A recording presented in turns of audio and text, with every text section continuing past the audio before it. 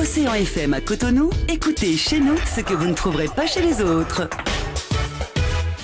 Bonjour chers tous et merci de rester câblés chaque jour sur la 88.6, la radio des défis qui émet dans un pays de défis. Et hier, un défi est relevé, celui du retour des œuvres d'art dans notre République. Notre Assin, notre Botio, nos potes royales sont revenus dans leur égrégore. Et ce matin, on fera le décryptage des déclarations et de l'événement. Notre Botio, notre Assin, nos potes royales sont revenus en tout cas dans leur égrégore, sur leur terre natale. Et pour faire le décryptage de ce matin, j'ai pour vous Constant Yawedeu, directeur de la radio Planète. Vous connaissez l'importance et l'utilité, la portée sacrée, de sacralité, je voudrais dire, ou bien la portée sacrée de ces œuvres-là. Vous allez en parler ici avec le décryptage du discours ou de la déclaration du chef de l'État hier, donc qui remettait en place certaines personnes, certains intellectuels qui ne maîtrisent pas l'histoire du Bénin et qui veulent régionaliser ces trésors royaux. Et à vos côtés, nous avons Sostène Fadaïro qui reste en studio avec nous pour faire le décryptage. Sostène Fadaïro, bonjour. Bonjour à vous, bienvenue à Bassagan.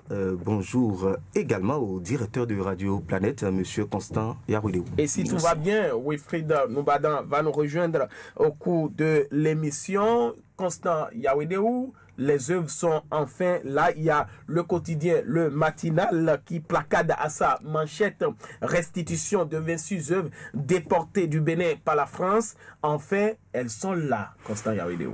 Enfin, elles sont là et je crois que c'est à saluer parce qu'il faut un début. Il faut un début et le processus a été long. Mais malheureusement pour nous, la dynamique appliquée à ce processus par le chef de l'État en personne a vraiment boosté les choses pour que ce soit assez vite.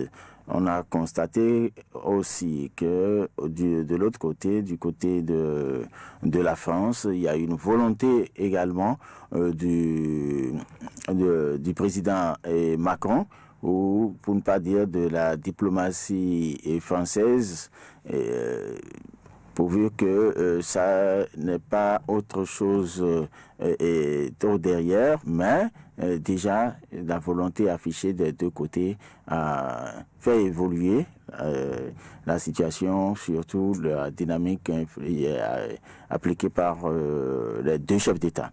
La volonté de chaque côté, Sostène Fadaïro. Il faut dire que c'est un événement grandeur nature, un événement mémorable pour le Bénin. Parce que il faut dire que ces œuvres d'art ont été donc emmenées par les colons, et 130 ans après, qui aurait cru, puisqu'il y avait des démarches précédentes qui ont été effectuées, mais qui malheureusement n'ont pas abouti.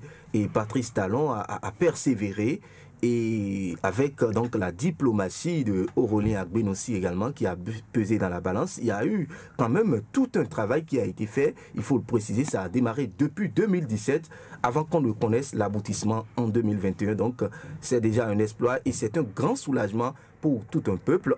J'étais bien évidemment sur le tronçon aéroport international Cardinal Bernardin Ganty hier, qui mène jusqu'au palais de la Marina, et j'ai vu la grande foule qui a effectué le déplacement. Il y avait quand même des conducteurs de taxi-moto qui ont carrément garé leur moto pour participer à ce moment festif, parce que pour beaucoup, c'est une journée de fête comme on a l'habitude d'en vivre en fin d'année. Également, les femmes de marché qui ont pratiquement abandonné leurs étalages et qui sont venues quand même voir l'effectivité donc de l'arrivée de ces œuvres d'art.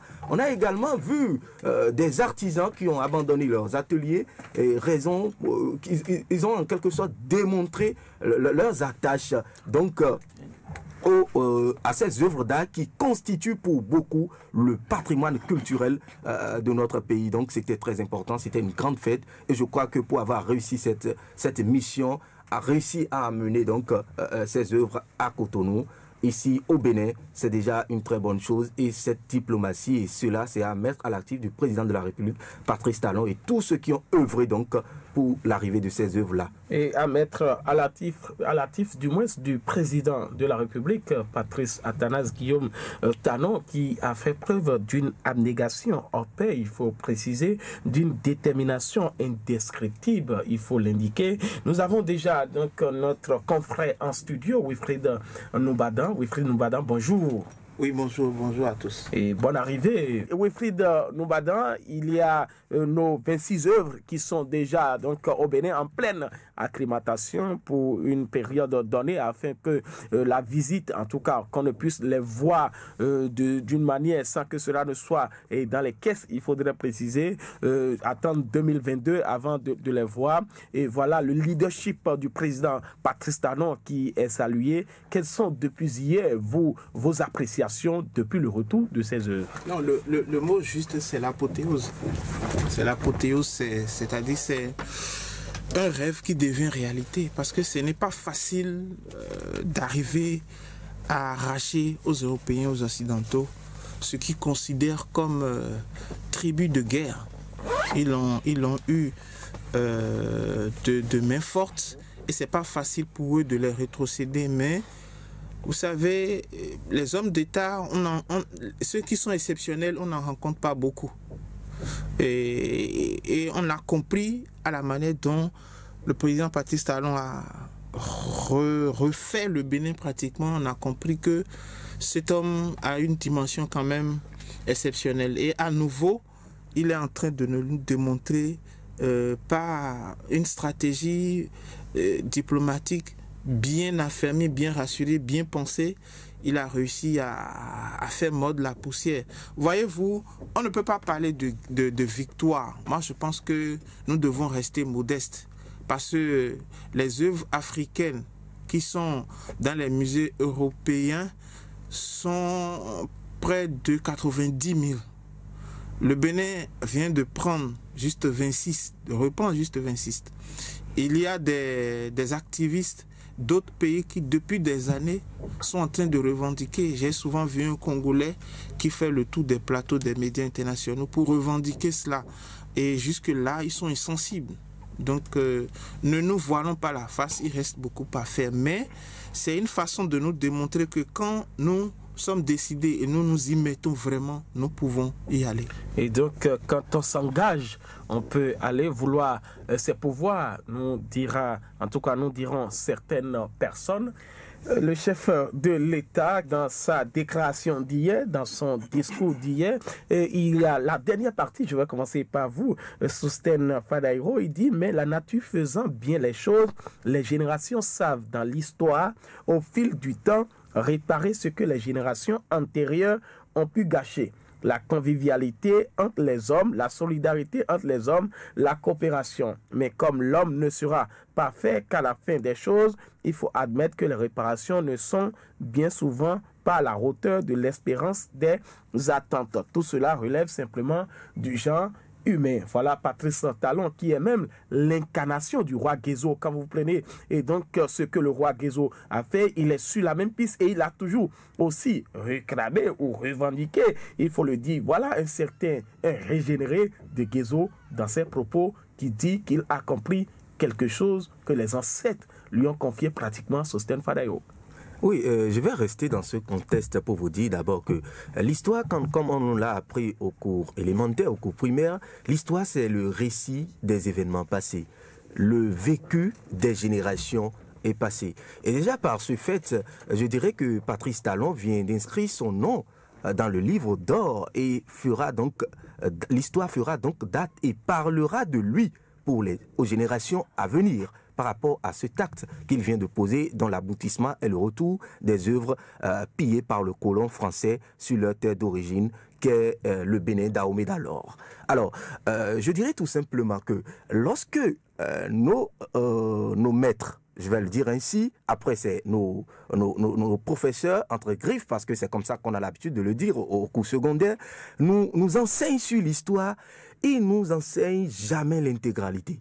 Il y a toujours des points d'ombre. Soit eux-mêmes, ils ne sont pas au courant de toute l'histoire, soit ils essaient quand même de cacher une certaine partie de l'histoire aux élèves ou aux écoliers, quitte quand même à leur permettre pour certains de poursuivre les recherches et pour d'autres de ne pas les utiliser autrement, parce qu'il y a eu des guerres de génération.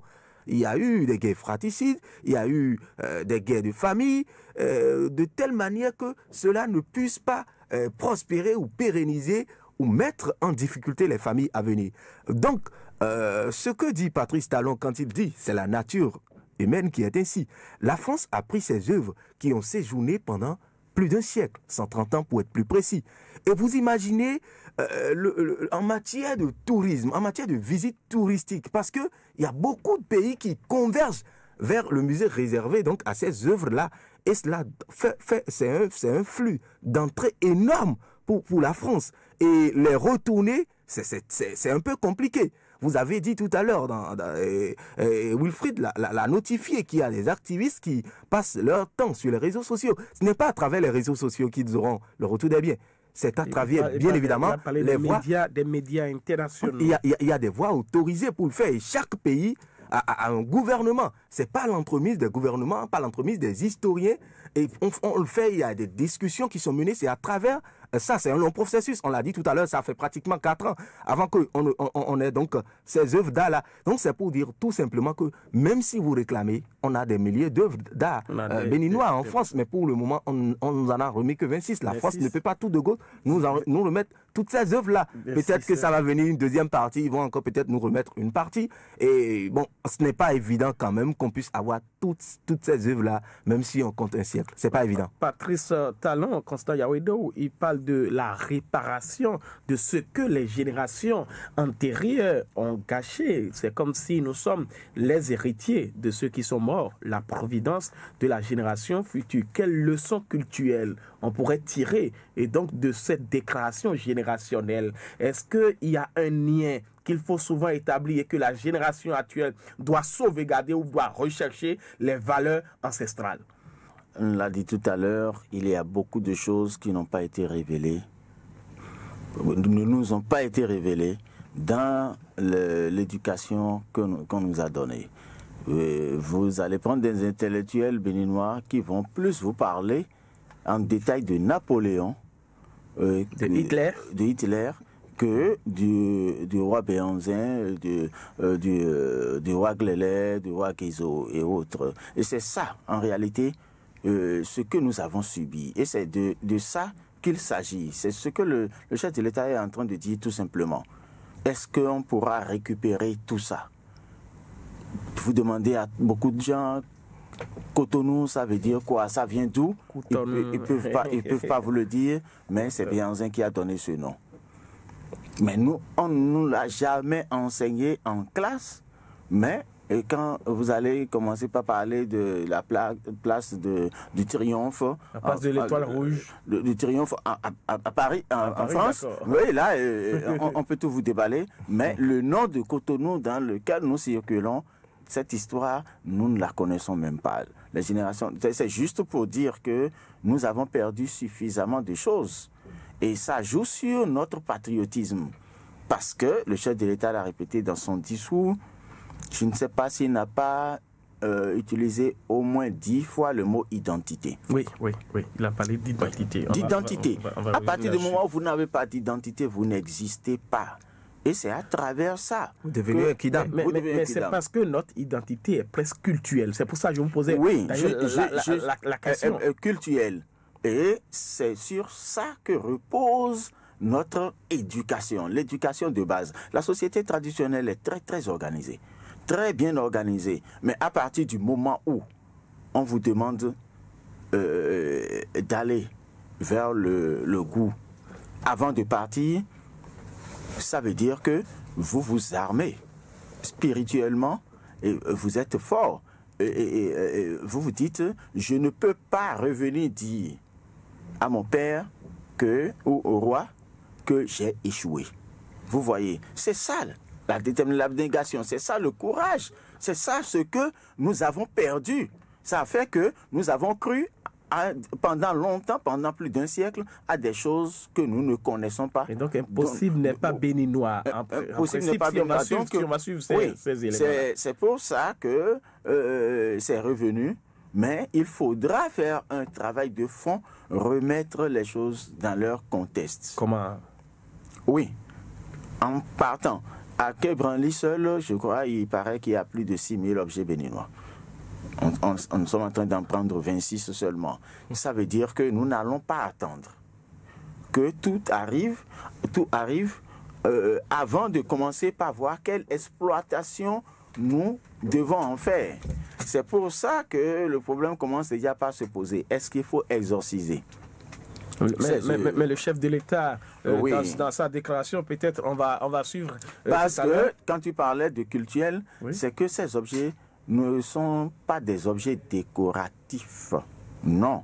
Mais en étant en France, ça veut dire que les mains sales ont donc souillé et ces objets, si on peut mais le dire. Dans le contexte culturel de notre tradition, tout est corrigeable. Vous voyez des gens qui vont brûler le Tolegba. Les gens qui vont brûler le Legba, l'esprit n'est plus là quand vous brûlez ce que vous avez à brûler. Vous brûlez, mais l'esprit n'est plus là. Ça peut revenir. Donc, à partir du moment où ces objets étaient en train de partir, est-ce que ces objets-là, qu'on a pu, comment on dit, confisquer ou non, bien, oui, qu'on a fabriqué, qu'on a consacré. Oui. Qu'on a consacré avec certaines feuilles, avec certaines prières et autres. Est-ce que ces prières, il y a des prières, il y a qui ne peuvent pas traverser l'eau? Ah, d'accord. Oui, par exemple. Voilà, donc, c'est des choses que ces rois-là faisaient pour dire, si vous emportez ça d'ici, ça n'aura pas le même effet. Mais au retour, s'il y a des cérémonies qu'on fait pour ramener, réincarner l'esprit dans l'objet. Vous voyez, même chez nous ici, il y a beaucoup de fétiches qui sortent, qui circulent, qui demandent même de l'argent et tout. Mais c'est le côté culturel de la chose, c'est le côté matériel de la chose. Mais le côté spirituel, quand il est l'heure, le même fétiche que tu as vu, avec lequel tu t'es amusé tout à l'heure, on va te demander de t'en approcher et tu vas dire non. Tu vas dire non. C'est pour ça que je pense qu'il faut qu'au niveau des gardiens de la tradition, oui, qu'un travail se fasse tel que c'est en train de le dire. C'est trop facile, ça ne peut pas se passer comme ça et on va remettre les objets dans leur valeur et autres, parce que ça doit pouvoir nous ramener des choses. Il n'y en a jamais eu de décoratif, c'est toujours sacré. Et ça a une mission forcément au palais. Constant Yawedeo, Wilfried Numbadan, très rapidement, vous avez remarqué que le président de la République, Patrice Talon, a fait preuve d'une courtoisie à suffisance énorme, je dirais, et même en ne faisant pas un reproche au président Emmanuel Macron, parce que vous savez que si le Bénin avait eu l'opportunité de faire le choix de ses œuvres, on ne ferait pas le choix de certaines œuvres. Et présentement, on ira même au-delà de 26 œuvres, mais le président de la République, lorsqu'il est revenu au pays, il a parlé de courtoisie. Wilfried Numbadan. Oui, d'autant plus qu'il a quand même réclamé au président Macron l'œuvre emblématique du dieu Gou et surtout la tablette du phare que le Guédégbé, qui était l'oracle du roi de l'époque, utilisait. C'est sans oublier que Patrice Talon, sa maman est Guédégbé. Donc, c'est comme... il a compris donc son travail générationnel, tel qu'il a dit. Un combat personnel qu'il est en train de mener aussi au-delà du combat qu'il mène pour la République. Non, il se devrait d'être courtois parce que c'était pas évident. Si Emmanuel Macron n'avait pas fait preuve d'ouverture d'esprit, il serait peut-être resté fermé comme les autres à cette demande. Sans oublier que c'est depuis 1965, par exemple, Patrice Talon lui-même l'a dit, que des intellectuels béninois étaient en train de faire cette démarche-là auprès des autorités françaises pour le retour de ces œuvres. Donc, s'il y a eu un début de consentement, nous devons acclamer et saluer ça. Et je pense que toute la symbolique, la charge émotionnelle, cette officialisation, tout ce qu'on fait depuis hier, c'est pour montrer aux Blancs, excusez-moi le terme, que c'était important que ces œuvres retournent. Et à travers ce message qu'on leur a envoyé depuis le palais de la Marina hier, je pense que le président français et d'autres vont s'obliger, vont se laisser contraindre de céder d'autres œuvres pour nous. Constant, vous avez quelque chose à dire? Oui, parce que il ne faut pas oublier que ce début marque aussi le début d'un autre processus, parce que à l'international, dans les institutions internationales, beaucoup plus qui s'occupent de l'ONU, qui s'occupent des affaires culturelles, dans l'UNESCO, c'est retenu aujourd'hui et c'est d'abord reconnu que c'est, si on le dit, c'est parce qu'on a l'humanité. Oui, c'est reconnu que ces œuvres ont été bradées, que ces œuvres ont été volées. Ça, c'est officiel.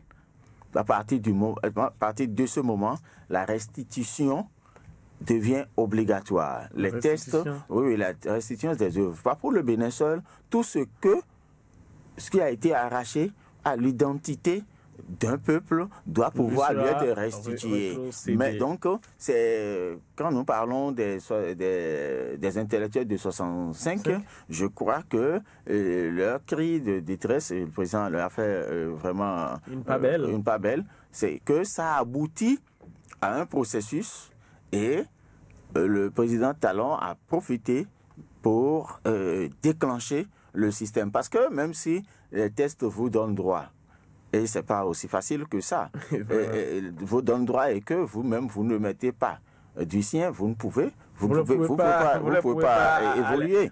Donc, et il faut un début. C'est pour ça que je crois que c'est à saluer. Il faut forcément remercier le chef de l'État. La jurisprudence est là aujourd'hui, que ça peut venir à partir de ce moment. J'ai été d'accord avec lui pour qu'il lance de façon assez diplomatique les flèches qu'il a lancées pour que le processus cette idéologie, la République la respecte, mais ne la supportera pas. Du moins, je voudrais dire, c'est que c'est un peu marrant. Vous voyez, cette conception de la laïcité, c'est-à-dire voir ces œuvres avec une conception laïque, c'est ce que Patrice Talon est en train de dire pratiquement, Sostène Padayo. Je crois que le chef de l'État a très tôt fait de mettre donc les mesures barrières. Je vais le dire ainsi. Parce qu'on sait un peu ce qui se passe dans ces cas de figure.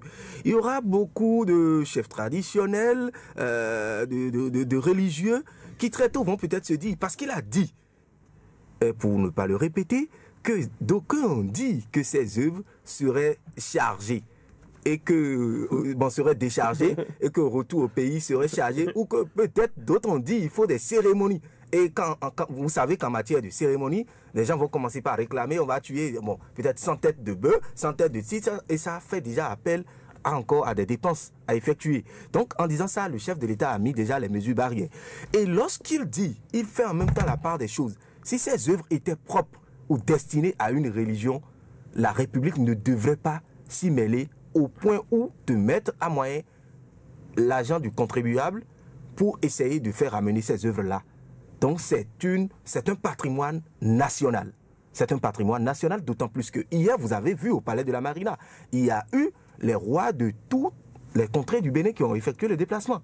On a vu le royaume de Niki, le roi de Niki, le roi de Djougou. En tout cas, tous les rois étaient là, les corps diplomatiques accrédités, les députés à l'Assemblée nationale, des personnalités politiques ou administratives, à tous les niveaux étaient là. Donc, il n'y a pas manière de dire qu'on va essayer de figer ces œuvres-là sur une religion donnée. Il faut garder tout simplement le thème patrimoine culturel national.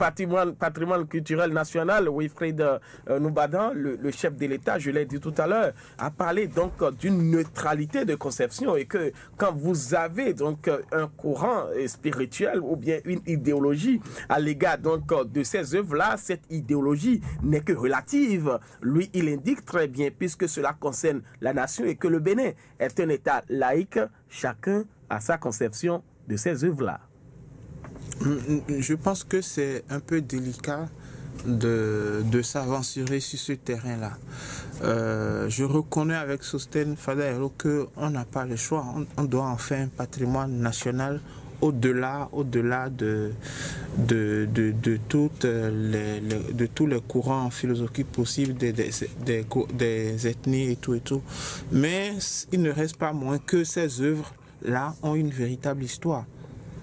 On ne peut pas faire fi de leur histoire parce que si vous prenez le trône d'un roi comme le Guézo, on ne peut pas désacraliser ce trône par exemple en permettant à tout le monde d'aller s'y asseoir ou de le toucher. Certes, le contexte n'est plus le même, mais au-delà de tout, on reconnaît avec le président Patrice Talon qu'on doit en faire des œuvres presque athées, des œuvres artistiques pures afin de permettre à tout le monde de partager leur admiration. On n'a pas le choix. De partager leur admiration, Constant Yaouidéo. Oui, vous savez, je le disais tout à l'heure, mais je n'étais pas allé en profondeur.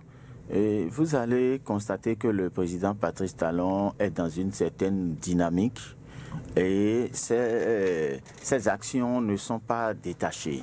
Ces actions ne sont pas détachées. Il a dit dans son programme d'action qu'il fera du Bénin une destination touristique et que le Bénin a beaucoup de potentialités.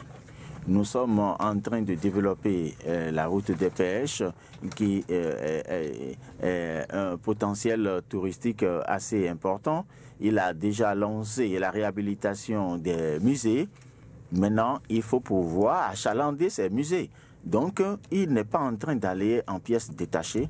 C'est tout un ensemble qu'il a conçu et qu'il est en train de réaliser. Donc, ces œuvres ne peuvent pas arriver aujourd'hui et restituer aux communautés, aux familles, aux collectivités. Ce n'est pas possible, ça ne pourra pas rentrer dans la vision qu'il a quand il a déclenché. Sur le symbole de l'unité. Oui. Parce qu'il y a certaines personnes, il y a certains intellectuels qui ont voulu donc saboter le retour de ces œuvres-là sur des chaînes internationales qui disaient que ces œuvres-là sont d'Abomey. Or, vous savez que l'Abomey est presque l'âme du Bénin en matière de révolte contre les colons quand nous allons dans l'histoire. Vous savez que en ce milieu-là, et c'est le seul royaume qui a pu résister aux colons. Et donc, quand on veut donner le nom, en tout cas à l'indépendance, on a donné le nom République. On a parlé de Dahomey du moins.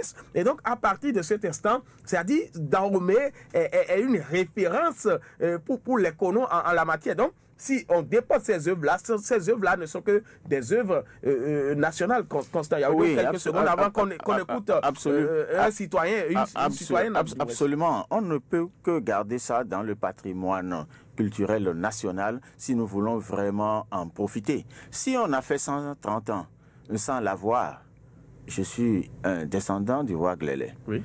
Quand on a voulu fêter les 100 ans de Glélé, on a été chercher le trône du roi Glélé qui est arrivé et qui est reparti.